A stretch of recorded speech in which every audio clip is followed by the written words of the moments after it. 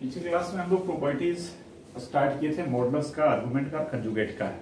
उसमें mod Z1 into Z2 equals mod Z1 into mod Z2 ये देखा था हमने, और argument of Z1 into Z2 equals argument of Z1 plus argument of Z2 ये देखा था हमने।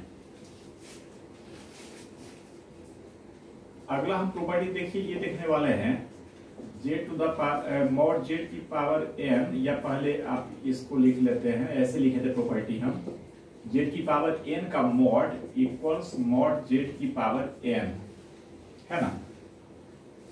तो एक मॉडुलस का ये प्रॉपर्टी देखेंगे, प्रॉपर्टी नंबर ये सेकंड या थर्ड जो भी हो, और एक देखेंगे आर्गुमेंट ऑफ Z की power n equals n times argument of Z।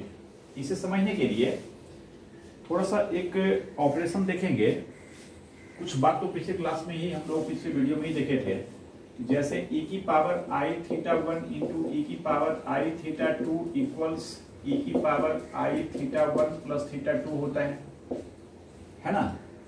यानी इसको अगर फुल फॉर्म में लिखेंगे तो cos theta 1 plus theta 2 plus i sine theta 1 plus theta 2।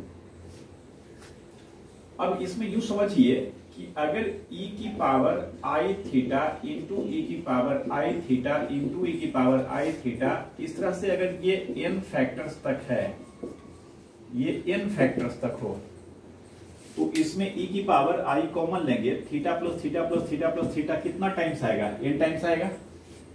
तो इसे हम e की पावर i कॉमन और क्या लिख सकते हैं? n थीटा, है ना। यानी इसे अगर इस फॉर्म में लिखें तो cos theta plus i sine theta ये हुआ, और ऐसा ऐसा n टाइम्स, यानी इसकी पावर n, इसे हम लिख सकते हैं इस फॉर्म में, मतलब cos of n theta plus i sine of n theta.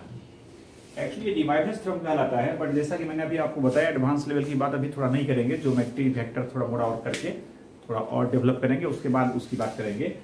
तो अभी हम शॉर्ट में ये समझें कि अगर n कोई इंटीजर है तब तो ये होगा ही, अगर n कोई फ्रैक्शन है तब भी हम देखते हैं कि इसका जो बहुत सारा वैल्यू होगा। होता क्या है फ्रैक्शन में, क्या होता है, तो जैसे कि 2 की पावर 1/3 है, तो ये मतलब क्या, 2 का क्यूब रूट। अगर आप इसे x कह लें तो इक्वेशन बनेगा x क्यूब इक्वल्स 2, और x क्यूब इक्वल्स 2 का मतलब ये क्यूबिक इक्वेशन है, 3 डिग्री का इक्वेशन है, तो इन जनरल इसका 3 वैल्यू आएगा। लेकिन उसमें से कहता है कि इसी तरह से n का वैल्यू अगर हम 1/3 कर लें, n का वैल्यू 2/5 कर लें, यहां पर अगर 2/3 कर लेते इसको, तो समझ सकते हैं इक्वेशन क्या बनता। फिर हम x क्यूब बराबर क्या कहते, x क्यूब करते मतलब दोनों का पावर 3 से रेज करते, 3 कैंसिल होकर के 2 के जगह पर क्या हो जाता, 4। इसका भी क्या है, क्यूबिक इक्वेशन है। यहां अगर 5 करते तो भी प्रॉब्लम नहीं था, 2 की पावर 5 बनता, 4 8 16 32, यहां 32 होता। लेकिन अगर यहां 5/7 करते तो इक्वेशन क्या बनता है, x की पावर 7 60 डिग्री का बनता है, तो इसका 7 वैल्यू होता है। तो वैसे समझे कि यहां पर अगर n का वैल्यू फ्रैक्शन होता है, जाहिर तब इसका यूनिक वैल्यू नहीं होगा, तब इसका ज्यादा वैल्यू होगा। लेकिन कहता है उसमें से एक value out of those 1 value ये भी होगा। ये चीज अभी हम इसको एक्सेप्ट कर लें, यानी cos theta plus i sine theta की पावर n को अगर हम cos n theta plus i sine n theta कहते हैं, यानी थीटा के साथ जस्ट ये n मल्टीप्लाई हो जाएगा, तो ये किसी भी सूरत में किसी भी केस में गलत नहीं होगा। एक वैल्यू इसका ये हमेशा होगा। अगर n इंटीजर है तब केवल एक वैल्यू होगा, और अगर n फ्रैक्शनल है तो बहुत सारे वैल्यू में से एक वैल्यू ये होगा। ये डिवाइडर्स थ्योरम कहलाता है। अभी हम इसके प्रूफ में थोड़ा सा इसका यूज करेंगे, इसलिए हल्का सा आपको ये हमने यहाँ बता दिया। मतलब हमें क्या समझना है, cos theta plus i sine theta की पावर n को हम लिख सकते हैं cos n theta plus i sine n theta. तो इस बार इसको वेरीफाई करने के लिए हम z को मान लेते हैं r cos theta plus i sine theta, that is इसे हम ऐसे भी लिख सकते थे z equals r into e की पावर i थीटा, एक ही बात है। एंड देयरफॉर हमें z की पावर n का मॉड्यूलस समझना है, तो पहले z की पावर n समझते हैं। z की पावर n क्या हो जाएगा, तो समझ सकते हैं इतना का पावर n, इतना का पावर n मतलब r की पावर n और इंटू कॉस थीटा प्लस आई साइन थीटा की पावर n। और अभी जो डी माइवरेज थ्योरम की बात कर रहे थे हम लोग, जो साइड में हमने लिखा है, तो r की पावर n, और इसे क्या कह देंगे, इसे कहेंगे कॉस m थीटा प्लस आई sine m theta. Sorry, n छूट रहा है, आई साइन m थीटा। और अब हम समझ सकते हैं कि ये z to the power n का वैल्यू ये आया। इट मींस अगर यह पोलर फॉर्म में हो तो इसका मॉडुलस आर्गुमेंट आराम से समझ सकते हैं, इसका मॉडुलस ही समझना है, इसका आर्गुमेंट ही समझना है। देख सकते हैं ये पोलर फॉर्म में है, चूंकि r मॉडुलस है कोई कॉम्प्लेक्स नंबर का, तो ये नॉन नेगेटिव नंबर होगा, पॉजिटिव होगा या जीरो होगा। जीरो होगा तो बात ही खत्म है, तब तो आर्गुमेंट इसका डिफाइन ही नहीं होगा। आपको पता है कि जीरो जो कॉम्प्लेक्स नंबर है उसका आर्गुमेंट डिफाइन नहीं होता है, तो ये सब पॉजिटिव होगा, तभी आर्गुमेंट की बात होगी। और पॉजिटिव की पावर n करेंगे, चाहे n कुछ भी हो, नेगेटिव हो पॉजिटिव हो, तो ये पॉजिटिव ही आएगा। बेस पॉजिटिव पर पावर नेगेटिव, पॉजिटिव कुछ भी करेंगे पॉजिटिव आएगा। तो बाहर में तो पॉजिटिव है, अंदर में क्या चाहिए हमें, कॉस के साथ समथिंग चाहिए एंगल, वही एंगल एग्जैक्टली साइन के साथ चाहिए, और साइन के साथ आई चाहिए, और कनेक्टिंग ऑपरेशन यहाँ प्लस चाहिए। तो ये r cos थीटा प्लस आई साइन थीटा के फॉर्म में है, वेयर r का वैल्यू r की पावर n है और थीटा के यहाँ पर n थीटा है।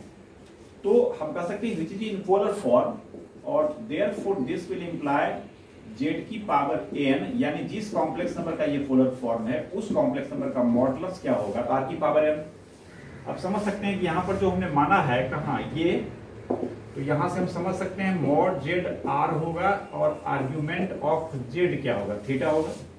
बिना लिखे भी हम समझ सकते हैं, ये पोलर फॉर्म में हमने माना है, इट मींस इस कॉम्प्लेक्स नंबर का मॉड्यूलस r होगा और आर्गुमेंट थीटा होगा। तो दिस इक्वल्स r की पावर n, और r इक्वल्स क्या है, r इक्वल्स मॉड z, ये मॉड z की पावर n हो गया, मतलब ये प्रॉपर्टी हो गया। साथ ही आर्ग्यूमेंट ऑफ z की पावर n क्या होगा, तो cos n थीटा प्लस आई साइन n थीटा है, मतलब ये m थीटा होगा, जहां थीटा क्या है, तो थीटा है आर्ग्यूमेंट ऑफ z, यानी ये n times argument of z होगा। तो इस तरह से मॉडुलस का ये प्रॉपर्टी और आर्गुमेंट का एक प्रॉपर्टी ये हो गया। इसी तरह से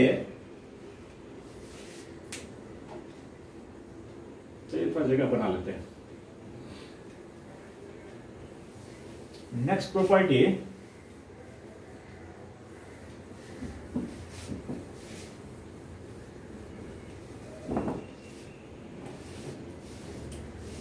नेक्स्ट प्रॉपर्टी मॉडुलस का हम ये समझेंगे z1 बाई z2 का mod equals mod z1 by mod z2 and argument of z1 by z2 equals argument of z1 minus argument of z2। ये दो प्रॉपर्टी फिर एक स्पेल में समझेंगे। समझ सकते हैं यहाँ दो कॉम्प्लेक्स नंबर है, तो जैसे z1 इंटू z2 का प्रॉपर्टी में माने थे, वैसे दो कॉम्प्लेक्स नंबर मान लेंगे। z1 इक्वल्स r1 e की power i theta 1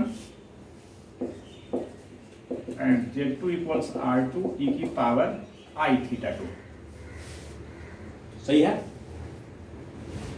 therefore z1 by z2 क्या होगा, इसमें से डिवाइड करेंगे, मींस r1 बाई r2 और इनटू e की power i theta 1 by e की पावर i थीटा 2। ये आयरन फॉर्मूला बता ही चुके हैं, cos का 1 प्लस i sin थीटा 1 नहीं लिख के ऐसे लिख सकते हैं। हमारा जो ऑपरेशन है ये भी सिंपल होगा, इसमें उसमें तो गुना करना पड़ेगा, समझना पड़ेगा। हालांकि पिछले वीडियो में गुना करके आपको हमने समझाया था कि वो पैटर्न में क्या चलता है, cos के साथ सारा एंगल का जोड़ प्लस i sin के साथ जितना भी प्रोडक्ट है सारे एंगल का जोड़। तो ये r1 बाई r2 और ये क्या हो गया, e की power i theta 1 minus theta 2। Actually ये ऊपर जाएगा तो माइनस i थीटा 2 होगा ना, i कॉमन लेंगे तो थीटा 1 माइनस थीटा 2। सही है। अब समझ सकते हैं ये पोलर फॉर्म में है या नहीं है, जाहिर पोलर फॉर्म में है। पोलर फॉर्म में क्या होता है, सम पॉजिटिव होता है, r होता है, e होता है, i होता है, इसके साथ समथिंग होता है, ये समथिंग है। तो ये जो भी कॉम्प्लेक्स नंबर पोलर फॉर्म में है, तो देयरफॉर इस कॉम्प्लेक्स नंबर का मॉडुलस क्या होगा, तो e की पावर i के अलावा जो इधर क्वांटिटी है पॉजिटिव क्वांटिटी वो होगा। ये पॉजिटिव क्वांटिटी क्या है, r1 बाई r2, चूंकि r1 भी प्लस है, पॉजिटिव है, r2 भी पॉजिटिव है, तो पॉजिटिव बाई पॉजिटिव पॉजिटिव होगा। और r1 क्या है, तो मॉड z1, r2 क्या है, मॉड z2। जैसे ही आपने यहां ये माना है तो ये अंडरस्टूड है ना कि मॉड Z1 क्या होगा, तो R1 मॉड Z2 क्या होगा, तो R2 आर्गुमेंट ऑफ Z1 θ1 और आर्गुमेंट ऑफ Z2 क्या हो जाएगा, θ2। ये हो गया। And argument of Z1 by Z2 क्या होगा, तो e की पावर I के साथ जो एंगल रहता है वो होता है, ये एंगल क्या है, θ1 माइनस θ2। तो दिस इक्वल्स θ1 माइनस θ2 और θ1 को क्या कहेंगे, आर्गुमेंट ऑफ Z1, θ2 को θ1 argument of Z1, θ2 argument of Z2। तो ये आर्गुमेंट वाला भी प्रॉपर्टी हो गया है ना। तो इस तरह से Z1 इंटू Z2, Z की पावर n और Z1 बाई Z2 इतना हो गया। फिर Z bar equals mod Z square, ये तो आपको समझा ही दिए थे, simple a minus I B का गुना करेंगे a प्लस आई बी के साथ, तो a square minus i square b square, मतलब a square plus b square, a square plus b square को लिख सकते हैं positive square root of a square plus b square का whole square, that is mod Z का square.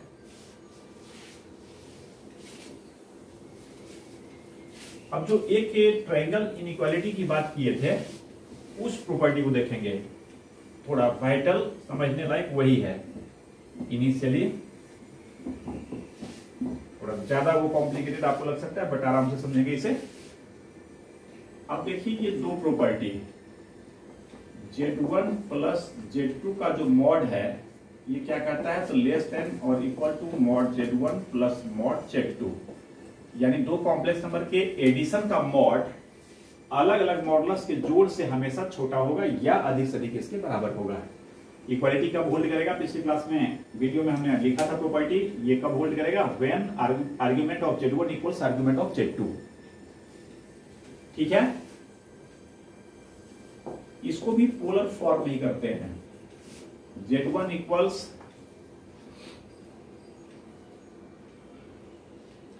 R1 cos θ1 plus I sin θ1, Z2 equals R2 cos θ2 plus I sin θ2। हम लोग समझ सकते हैं देयरफॉर मॉड Z1 R1 होगा, mod Z2 R2 होगा, argument of Z1 θ1 होगा एंड आर्गुमेंट ऑफ Z2 क्या होगा, θ2 होगा, जैसे करते आ रहे हैं पहले से। ठीक है, now mod of Z1 plus Z2 equals, पहले हम Z1 प्लस Z2 करते हैं, फिर मॉड निकाल लेंगे, रियल पार्ट का स्क्वायर प्लस इमेजिनरी पार्ट का square root, positive square root. अब Z1 प्लस Z2 क्या हुआ देख रहे हैं, Z1 Z2 यहां लिखा हुआ है, तो Z1 प्लस Z2 इसका रियल पार्ट हो जाएगा R1 cos θ1, इसका रियल पार्ट R2 cos θ2, ये हो गया इसका real part Z1 plus Z2 का, और प्लस इमेजिनरी पार्ट क्या होगा, तो आई हमने कॉमन ले लिया, ये R1 sin θ1 और R2 sin θ2, तो ये हो गया R1 sin θ1 plus R2 sin θ2, इसका मॉड, जिसे हम क्या कहेंगे, तो positive square root of R1 cos θ1 plus R2 cos θ2 whole square plus imaginary part इसका क्या हो गया, R1 sin θ1 plus R2 sin θ2 का होल स्क्वायर। सही है, स्क्वायर रूट के अंदर ये हो गया रियल पार्ट का स्क्वायर प्लस इमेजिनरी पार्ट का स्क्वायर। दिस इक्वल्स, थोड़ा सिंप्लीफाई करें इसे, आप देखेंगे ये स्क्वायर ब्रेक करेंगे तो 3 टर्म्स आएगा, इसका स्क्वायर प्लस इसका square plus 2 times this into this, और इन द सेम फैशन यहां भी 3 टर्म्स आएगा। अब इधर से एक मिलाकर क्लब कर रहे हैं, क्लबिंग करेंगे दोनों को, जैसे ये R1 cos स्क्वायर θ1, यहां से आएगा R1 स्क्वायर करना शायद भूल गए, R1 square cos square θ1, R1 square sin square θ1, ये दोनों से अगर R1 स्क्वायर कॉमन लेंगे तो cos square θ1 plus sin square θ1 क्या हो जाएगा, 1, यानी इसका स्क्वायर प्लस इसका स्क्वायर करेंगे तो ये हमें देगा R1 स्क्वायर। सिमिलरली इसका स्क्वायर प्लस इसका स्क्वायर करेंगे तो ये R2 स्क्वायर देगा ना, समझिए 4 टर्म का हो गया, इसका एक स्क्वायर, इसका स्क्वायर, इसका स्क्वायर। अब क्या बचा, इसका middle term 2 times this into this, और इसका 2 टाइम्स दिस इंटू दिस। ये दोनों में R1 R2 2 के साथ कॉमन आएगा, 2 R1 R2, और ब्रैकेट में आएगा cos theta 1 into cos theta 2 plus sin theta 1 into sin theta 2, जिसे हम क्या कर सकते हैं, cos of theta 1 minus theta 2। cos A cos B plus sin A sin B, cos A minus B होता है ना, ये हो गया। अब देखिए हमें दिखाना क्या है ये समझिए। जब भी अगर मान लीजिए कि हमें कोई नंबर x दिखाना है लेस देन इक्वल टू 5 होगा, मान लीजिए हमें दिखाना है x less than equal to 5, इस केस में अगर हम यू दिखा दें कि x का, सॉरी मॉड गलती से पड़ गया, अगर हम दिखा दें कि x का जो मैक्सिमम वैल्यू होगा वो 5 होगा तो हमारा काम हो जाएगा। x का मैक्सिमम वैल्यू 5 होगा तो हमारा काम हो जाएगा। क्यों, जब मैक्सिमम 5 है तो बाकी वैल्यू जिससे लेस देन और इक्वल टू ही होगा ना, इससे ग्रेटर तो नहीं हो सकता। तो हमारा प्रयास क्या होगा ये दिखाने का कि यहां पर देखिए ये less than equal to this कहता है, इसका मतलब कि इसका जो मैक्सिमम वैल्यू होगा, अधिक से अधिक वैल्यू होगा, वो mod Z1 plus mod Z2 होगा तो हमारा काम हो जाएगा। यानी इतना इक्वल सी आया है, और अब हम इसको मैक्सिमाइज करने का प्रयास करेंगे। अधिक से अधिक ये क्या हो सकता है, अगर वो अधिक ये निकल जाता है तो हम समझेंगे जब मैक्सिमम ही ये हो गया तो बाकी वैल्यू इसका क्या होगा, लेस देन इक्वल टू होगा। अब इसको मैक्सिमाइज करने के लिए समझ सकते हैं कि पॉजिटिव स्क्वायर रूट के अंदर जो क्वांटिटी है ये जब मैक्सिमाइज होगा तभी तो इसका स्क्वायर रूट भी मैक्सिमाइज होगा। और इसको मैक्सिमाइज करने के लिए क्या करेंगे, समझ सकते हैं R1 स्क्वायर R2 स्क्वायर, ये तो फिक्स है, कांस्टेंट है, जो भी मॉडुलस है। 2 R1 R2 ये भी फिक्स है, कांस्टेंट है, बट ये प्लस है, ये हमें पता है। और यहां cos थीटा 1 माइनस थीटा 2 है, तो cos का वैल्यू -1 से 1 के बीच लाई करता है। तो जब ये मैक्सिमम हो जाएगा, इसका वैल्यू मैक्सिमम हो जाएगा, अधिक से अधिक हो जाएगा, उसी केस में ये मैक्सिमम होगा। देखिए भी हम क्या कह रहे हैं,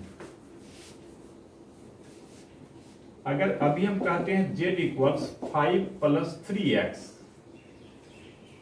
और x का वैल्यू 1 से 2 के बीच लाई करता है, मान लीजिए, तो z का मैक्सिमम वैल्यू क्या होगा, 5 में ऐड करेंगे 3x को और मैक्सिमम करना है तो x का मैक्सिमम वैल्यू डालेंगे तो मैक्सिमम होगा। यानी इस केस में हम लिख सकते हैं z का मैक्सिमम वैल्यू होगा 5 प्लस 3 इंटू 2, यानी when x will be maximum. क्योंकि 5 में जितना अधिक जोड़ेंगे उतना बड़ा होगा, और अधिक से अधिक 3x का वैल्यू को कब करेंगे, जब x का वैल्यू 2 करेंगे। सिंपल, मतलब इसमें कोई ज्यादा मैथमेटिक्स नहीं सोचना है।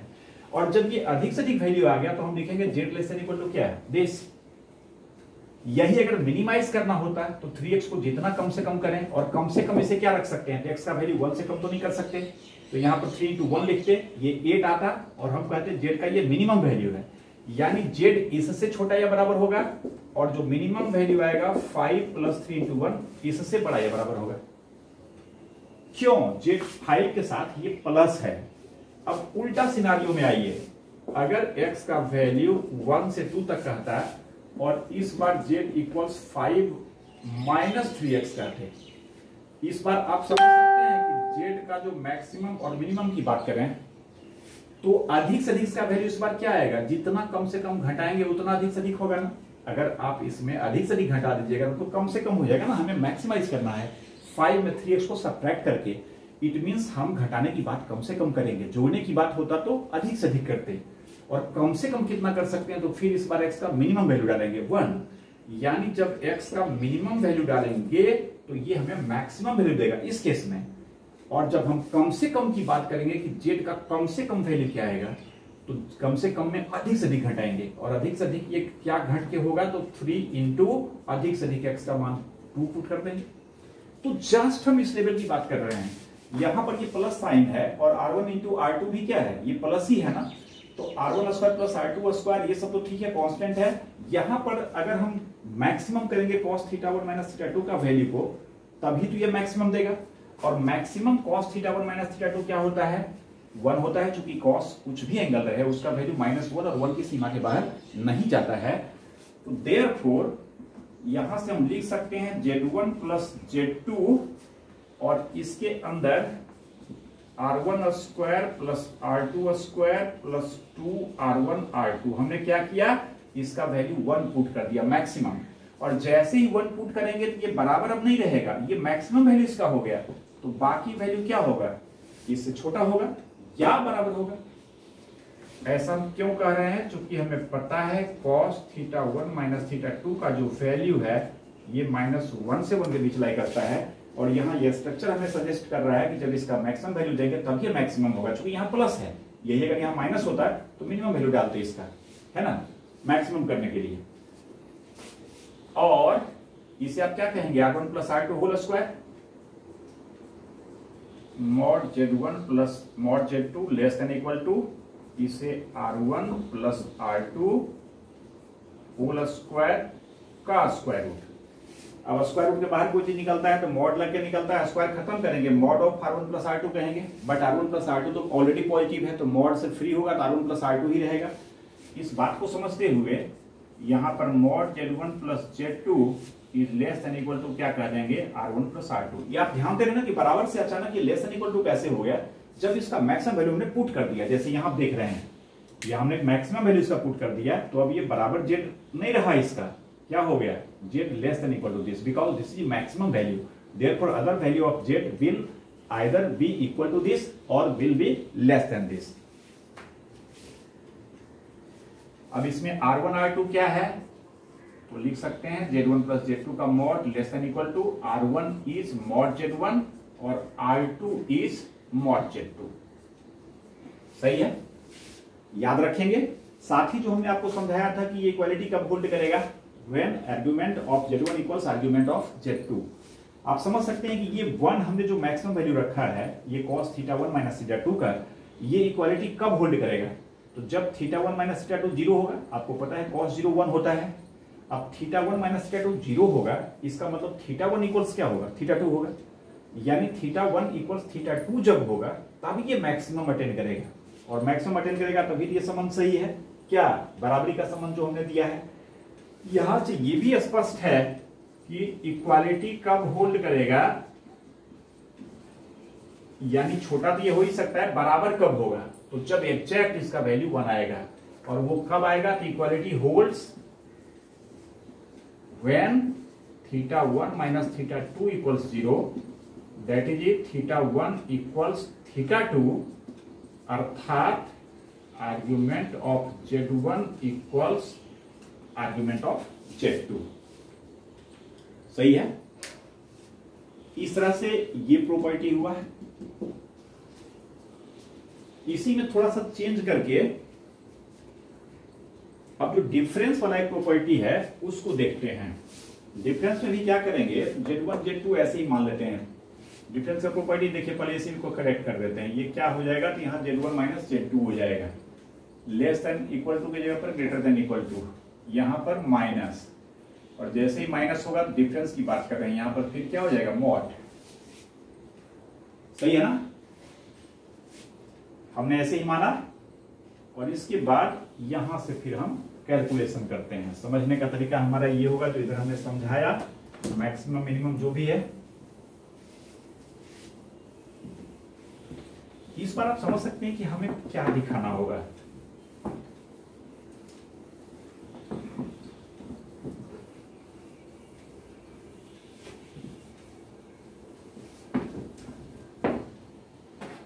इस बार this greater than equal to this कहता है, इट मींस कि ये मिनिमम वैल्यू है, इसका मिनिमम वैल्यू है, तभी तो हम कह रहे हैं कि ये जब भी होगा तो इसके बराबर होगा, नहीं तो इससे बड़ा होगा। It means this is a minimum value of this.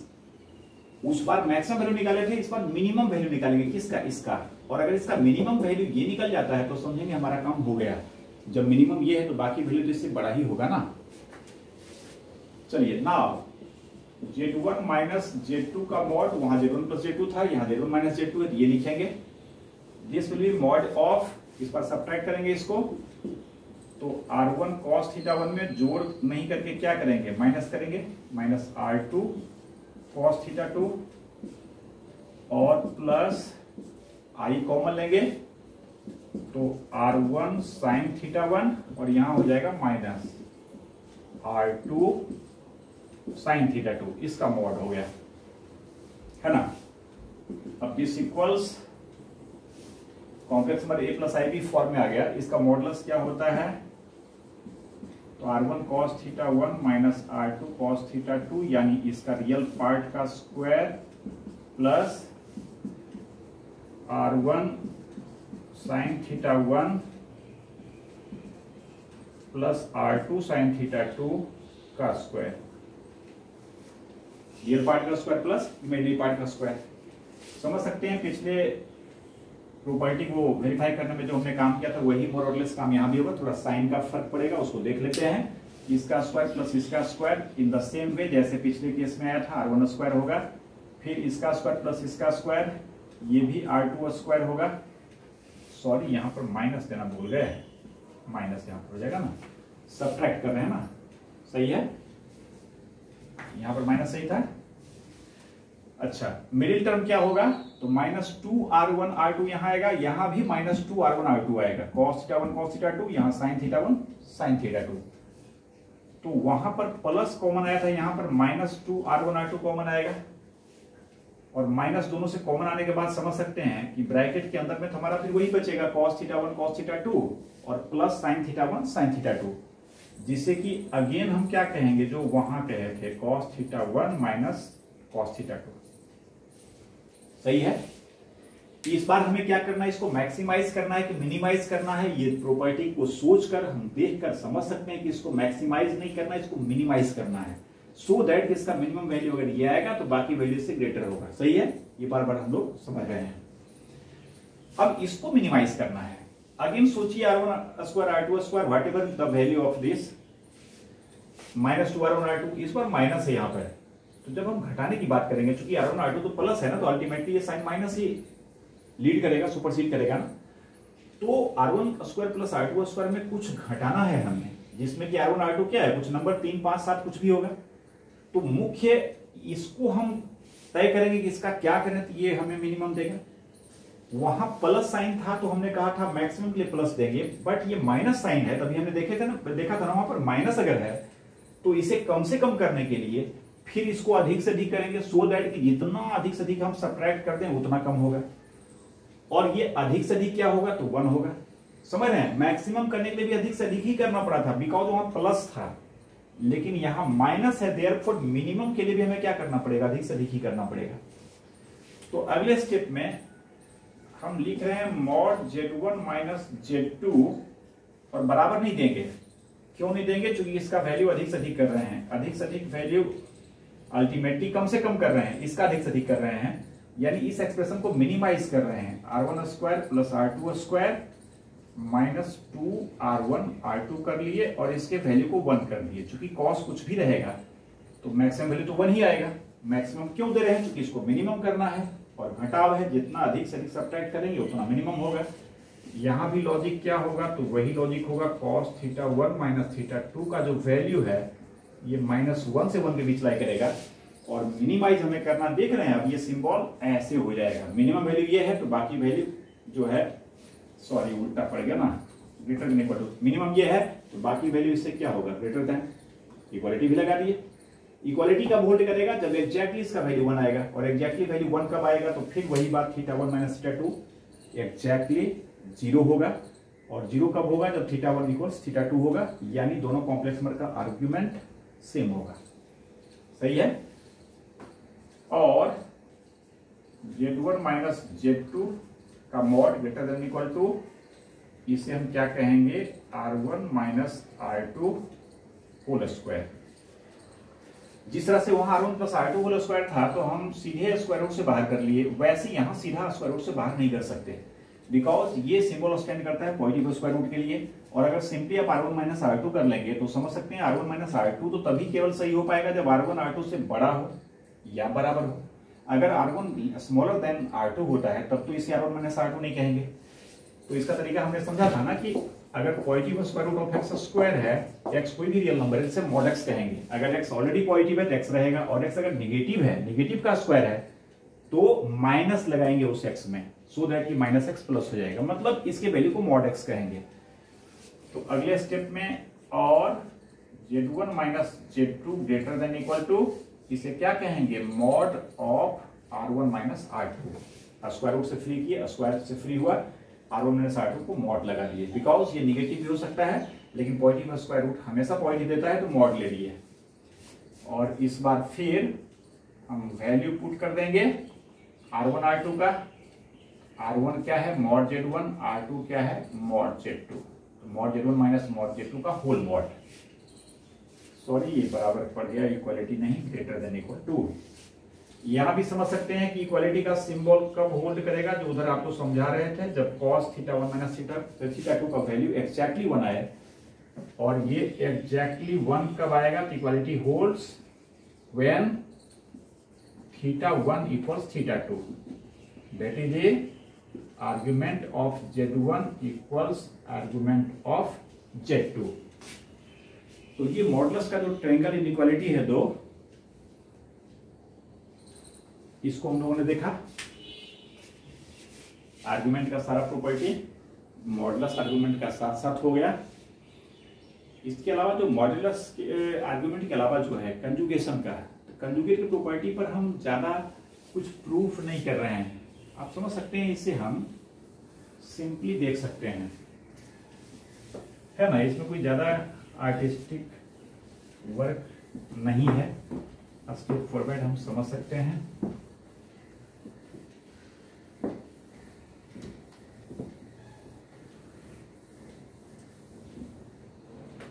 जैसे देखिए उसमें हमने क्या देखा था, Z1 प्लस Z2 का conjugate equals Z1 conjugate plus Z2 conjugate, किसी फॉर्म में आप ले लीजिए, ये A प्लस ID कर लीजिए, C प्लस ID कर लीजिए, Z1 Z2 हो गया, जोड़ेंगे तो A प्लस C आएगा, प्लस I कॉमन लेंगे B प्लस D आएगा, और इसका कंजुगेट करेंगे, देख रहे हैं Z1 प्लस Z2 ये हुआ, इसका कंजुगेट करेंगे, रियल पार्ट सेम रहेगा, इमेजिनरी पार्ट का साइन चेंज करेगा, ये होगा। और एक तरफ अगर इधर हम करेंगे Z1 कंजुगेट तो ये A माइनस आई डी होगा, Z2 कंजुगेट करेंगे तो ये C माइनस आई डी होगा। देयरफॉर दोनों को जोड़ेंगे हम तो ये A plus C real part, imaginary part दोनों माइनस है, माइनस आई कॉमन ले लेंगे, B प्लस D होगा। आप समझ सकते हैं, ये और ये क्या है, सेम है, ये निकाले ये निकाले। वैसे हम माइनस करके देख सकते हैं, प्रोडक्ट करके देख सकते हैं, डिवीजन करके देख सकते हैं, पावर करके देख सकते हैं। जैसे z की पावर n का कंजुगेट, इसे चूंकि पावर है तो इसको इवेल्युएट करने में परेशानी हो सकती है, कितना बार करेंगे इवेल्युएट, इसे हमने क्या समझा था, मॉड z का पावर n। बेहतर होगा कि इसको z को क्या कर लें, पोलर फॉर्म में कर लें, z is equal to r cos theta plus i sin theta, सही है। देयरफॉर z की पावर n क्या होगा, इसका पावर n करेंगे, r की पावर n, और अभी देखेंगे ये पावर n करेंगे तो इसे लिख सकते हैं cos m theta plus i sin m theta, है ना। एंड देयरफॉर z की पावर n का जो कंजुगेट होगा ये क्या होगा, तो समझ सकते हैं r की पावर n तो बाहर में जैसे पड़ा रहेगा, इसका कंजुगेट निकालेंगे तो r की पावर n ये होगा cos m theta minus i sin m theta, ये इसका कंजुगेट हुआ। दूसरी तरफ क्या है, पहले z बार कर लेंगे फिर इसका कंजुगेट करेंगे। अब z बार कर लेंगे तो z बार क्या हो जाएगा, z बार हो जाएगा, देखेंगे यहां r cos theta plus i sin theta, conjugate करेंगे डायरेक्ट, चूंकि लिख दिए तो यहां माइनस हो जाएगा, सही है ना, ये माइनस हो गया। एंड देयरफॉर z बार की पावर n करेंगे, ये क्या होगा, तो समझ सकते हैं ये r की पावर n होगा और इसकी पावर n होगा। अगर यहां प्लस होता तो सीधा n मल्टीप्लाई हो जाता, बट प्लस तो नहीं है ये। यहां पर इसको प्लस फॉर्म में लाने के लिए, सो दैट कि हम ये फॉर्मूला का यूज कर सकें कि इस पर पावर n है तो सीधे cos m theta plus i sin m theta, यहां पर प्लस चाहिए हमें, तो थोड़ा सा दिमाग लगाएंगे, इसे हम cos ऑफ माइनस थीटा कर सकते हैं, because cos minus theta cos theta में कोई फर्क नहीं होता, वही रहता है। और इसे हम plus i sin of minus theta कर सकते हैं, क्यों, क्योंकि sine of minus theta minus sine theta होता है, ये प्लस को ये माइनस कर देगा, मतलब यही रह गया ना, इसमें कोई दिक्कत नहीं है, ये cos थीटा हो गया और ये माइनस साइन थीटा हो जाएगा, सो दैट ये माइनस आई साइन थीटा वही रह गया। और इस तरह से अब हम कह सकते हैं डिमाइवर्स थ्योरम की जो बात हमने समझा था, ये प्लस है, कॉस के साथ जो एंगल है वही साइन के साथ एंगल है, बीच में आई है साइन के साथ, तो n इसके साथ भी गुना होगा cos of minus N theta plus I sine of minus N theta, है ना। यानी r की पावर n, और अब यहां ध्यान दें cos of minus N theta को क्या कहेंगे, कॉस एन थीटा, और इसे क्या कहेंगे, minus I sine N theta, जो कि sine minus theta minus sine theta होता है।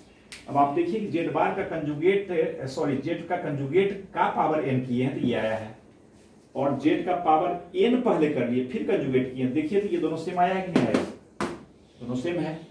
तो इस तरह से ये प्रॉपर्टी नहीं क्या हुआ है, वेरीफाई हुआ। बाकी जो एडिशन है, सब्ट्रैक्शन है, मल्टीप्लिकेशन है, डिवीजन है, इसको आप सिंपली देख सकते हैं। पहले हम डिवाइड कर लेंगे फिर कंजुगेट निकालेंगे, या पहले कंजुगेट निकालेंगे फिर डिवाइड करेंगे, उसे प्लस आई वीक फॉर्म में करेंगे, तो वो सारा प्रॉपर्टी सही पाया जाएगा, है ना। चलिए ठीक है, अब प्रॉपर्टी पर कुछ सिंपल क्वेश्चन अगले क्लास में देखते हैं। अभी कुछ थ्योरी और बचा हुआ है, square root of complex number, cube root तो आपके बुक में नहीं है बट IIT के सिलेबस में है, उसको भी देख लेंगे अभी। और जो है ना चलेगा, कॉम्प्लेक्स नंबर चलेगा, अभी हम इसको यहीं छोड़ रहे हैं। Okay, thanks.